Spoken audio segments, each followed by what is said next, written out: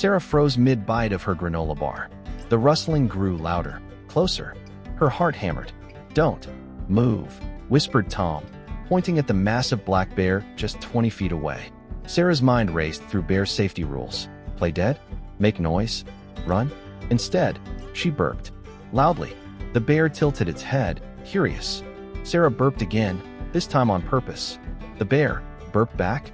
Tom's jaw dropped. "Are you having a conversation?" he whispered.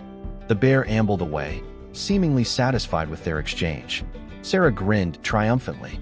Sometimes the best survival strategy. She patted her stomach, is just being yourself. Even if yourself is gassy.